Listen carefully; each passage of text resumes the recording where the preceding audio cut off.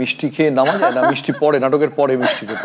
নাটকে তো এই তো আজকে যে নাটকটা করবো ওখানে আমার মানে স্টেজের ওপরে খেতে হবে, এবং খেতে খেতে একটা সময় খাওয়াটা শেষ করে আমাকে আবার বলতে হবে আমি আর একটু চাই, মানে লোকে দেখতে পাবে কিন্তু আমি খাচ্ছি, ফলত খেতে হবে এবং খেয়ে আমাকে চাইতেও হবে, আবার এলে পর খেতে খেতে একটা সময় রাগ করে উঠে যেতে হবে, এবং ঠিক যখন উঠে যাচ্ছি তখন একটা মিষ্টি আসছিল, তো মন খারাপ হয়। আমি আমি মিষ্টি খেতে খুব ভালোবাসি, আমি বললাম না আমি উত্তর কলকাতা, মোহনবাগান আর উত্তম কুমার, এই মিষ্টি নাটকের উত্তম কুমার, বাংলা নাটক নাটকের উত্তম কুমার বললেন যখন, আমি একটা ছোট্ট ওই উত্তম কুমার তুলনাটা মারাত্মক, জানেন তো, এই তুলনার একটা রসিকতা আছে, এটা পুজোর সময় করাই যেতে পারে। সেটা যে আমার বাবা, উনিও অভিনেতা ছিলেন, যাত্রার একজন খুব নামকরা অভিনেতা ছিলেন, তো বাবা মাঝে মাঝে আমাদেরকে নিয়ে বাজারে যেতেন। আমি ওই যেখানে থাকতাম ওখানে পাতিপুকুর বাজার ছিল, যেখান থেকে সারা কলকাতায় আগে মাছ যেত আর কি, মাছের বড় বাজার ছিল। তো বাবার আগে আগে হাঁটছে, আমি পিছনে সেদিন বাবার সঙ্গে যাচ্ছি একটা থলে হাতে।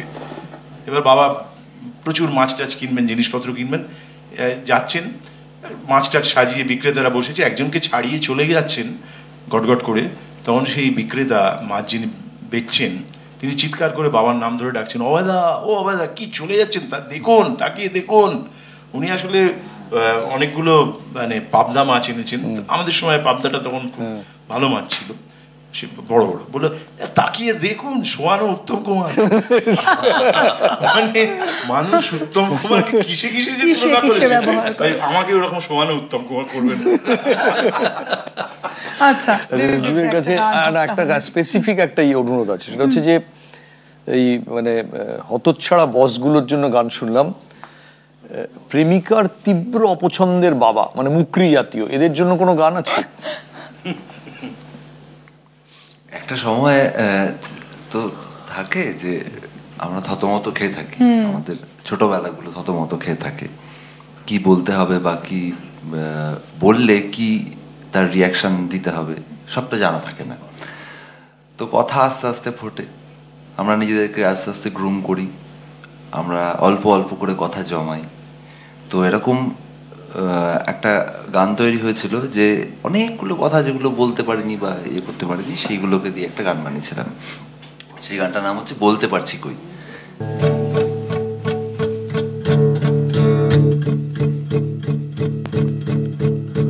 চাঁদ আগের মতোই চুপচাপ,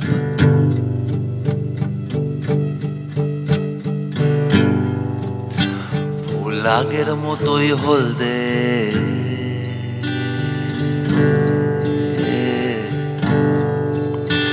আমি আগের মতোই নিজের আস্তানায়, ছাই আগের মতোই উড়ছে,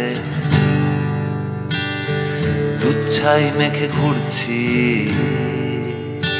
জানি সব পথ ঘরে ফেরার রাস্তা না,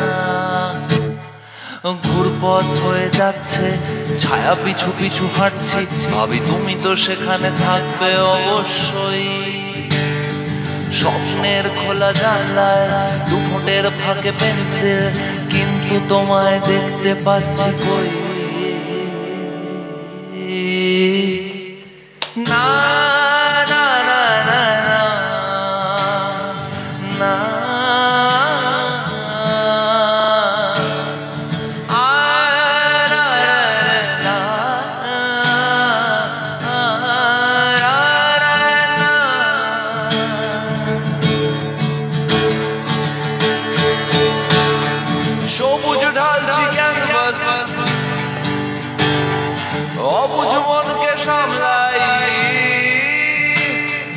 গান ভেসে যাক লাইন রোজ দূর, পুরোনো গিটার আঁকড়ে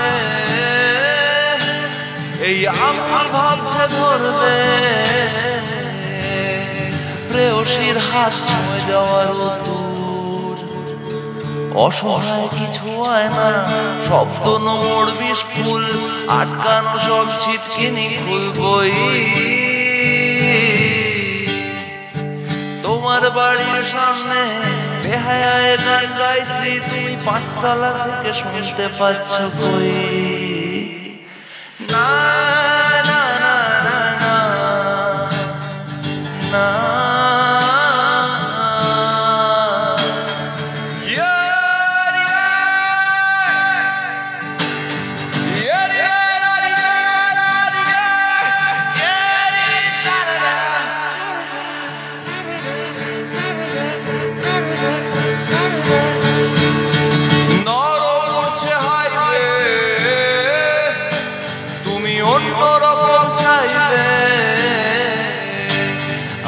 সস্তা দুহাত মুন্সি বোতাম ঘর রেলিং চাইছে কাকর আমি তোমার ভেতর থাকবো আর রাতারাতি আলো নিভে যাবে পর পর রং ফিকে হবে গল্পের হাত চিনে নেবে জল ছাপ তোমার দু চোখে ডুব জল নামবই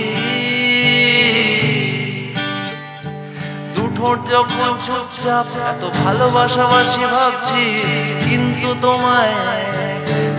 তোমায় বলতে পারছি কই